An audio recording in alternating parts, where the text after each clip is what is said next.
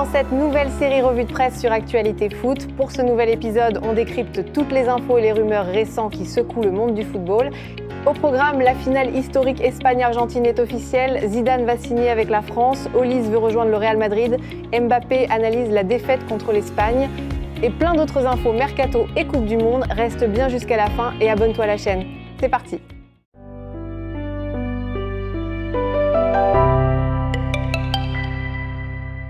On commence par l'annonce qui va faire vibrer toute la planète football ce dimanche. La finale de la Coupe du Monde 2026 opposera l'Espagne à l'Argentine. Et cette finale est historique à plus d'un titre. C'est la toute première fois dans l'histoire de la Coupe du Monde que la finale oppose le tenant du titre de l'Euro au tenant du titre de la Copa América. L'Espagne championne d'Europe 2024 contre l'Argentine championne d'Amérique du Sud. Le choc des continents, le choc des générations avec Lamine Yamal face à Messi.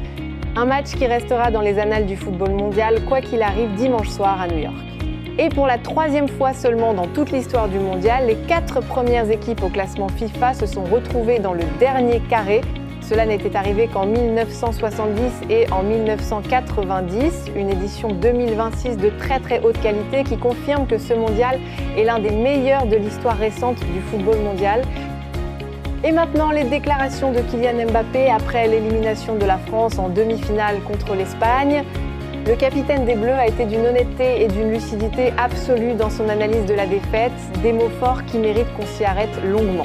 Pour Mbappé, la France n'a tout simplement pas joué son jeu sur le plan technique et tactique, et quand on ne fait pas ce qu'on doit faire dans une demi-finale de Coupe du Monde, on ne gagne pas.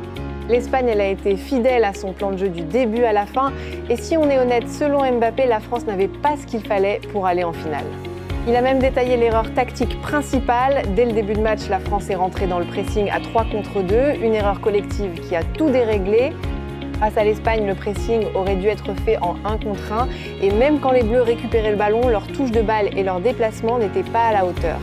Une analyse froide, lucide et courageuse de la part d'un capitaine qui assume la défaite avec toute la maturité qu'il a acquise au fil des années. Chapeau bas.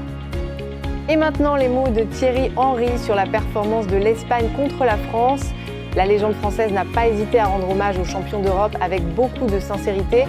Pour Henry, l'Espagne a démontré pourquoi elle est championne d'Europe. Elle a dominé la rencontre avec et sans le ballon. Elle était largement supérieure et il n'y a rien d'autre à ajouter. Mais il a surtout défendu avec conviction 2 joueurs souvent sous-estimés. Sur Oyarzabal d'abord. Pour Henry, on ne lui montre pas le respect qu'il mérite simplement parce qu'il joue pour la Real Sociedad et pas pour le Barça, l'Atlético ou le Real Madrid. Mais ça va changer selon lui. Et sur Cucurella, il a été encore plus fort. On se moque de lui, dit Henry, mais personne ne peut le battre. Il est tout simplement exceptionnel. Tenir le coup à partir de la 30e minute avec un carton jaune, puis gagner des duels contre Olise et Dembélé en les ayant à sa merci. Une prestation défensive de très haute qualité qui mérite toutes les éloges. Et maintenant, la bombe que tout le monde attendait, la Fédération française de football prévoit de signer tous les documents officiels avec Zinedine Zidane après la Coupe du Monde selon Fabrizio Romano. Et la grande révélation, c'est que Zidane n'a jamais considéré une autre proposition ces 8 derniers mois. Il ne voulait que le poste de sélectionneur de l'équipe de France. La patience a payé et maintenant que Deschamps s'en va après ce mondial, Zidane va prendre le relais. Le rêve de tout un peuple va se réaliser. Zidane, sélectionneur des Bleus, l'histoire est magnifique.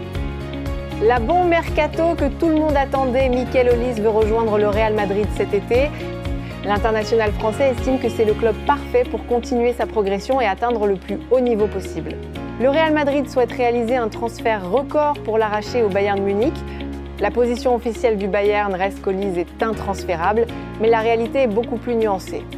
Le club bavarois aimerait le prolonger, mais a en parallèle pris contact avec des joueurs susceptibles de venir le remplacer, un signe que les Allemands commencent à se préparer à un scénario de départ. Olise lui-même discutera avec ses dirigeants après la Coupe du Monde. La décision finale approche et elle va secouer tout le football mondial. Rodri a été absolument magistral contre la France en demi-finale et toute la communauté madridiste le réclame. Des membres importants du club le voient comme le renforcement parfait pour le milieu de terrain. Et selon la CRR, des personnalités importantes au sein du Real Madrid veulent encore que le club signe Rodri.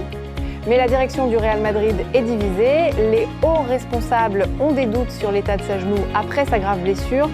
Et surtout, la condition est claire. Si Camavinga ne part pas, il n'y aura pas de nouveau milieu de terrain. Or, Camavinga ne veut pas partir. Un dossier donc actuellement fermé, mais qui pourrait se rouvrir si la situation de Camavinga évolue.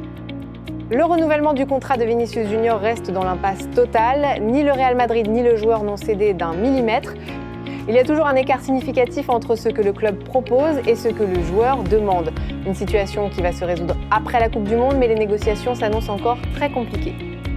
Bonne nouvelle pour Mourinho, Eduardo Camavinga, Franco Mastantuono et Raúl Asensio sont tous les trois déterminés à convaincre le Special One de les garder et à rester au Real Madrid coûte que coûte.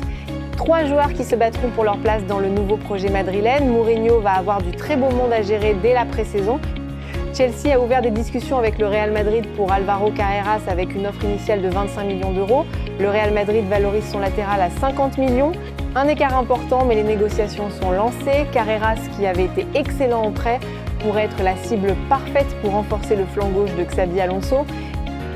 Manchester City a ajouté Ibrahim Mbaye, l'ailier de 18 ans du PSG, à sa liste de cibles pour ce mercato. Tottenham, Aston Villa, Leipzig et Dortmund suivent également le jeune joueur sénégalais.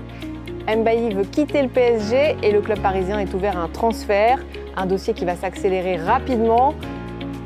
Et une info surprenante pour terminer, Pierre-Emerick Aubameyang, à 37 ans, va signer au Deportivo La Corogne pour leur retour en Liga. Le transfert depuis Marseille est quasi bouclé pour environ 5 millions d'euros. L'ancien attaquant du Barça, qui a marqué 10 buts en 30 matchs de Ligue 1 la saison dernière, va apporter son expérience et son sens du but à un Deportivo ambitieux. Un retour inattendu mais très sympa en La Liga pour une grande figure du football africain. Voilà les amis, c'est la fin de cette revue de presse Actualité Foot.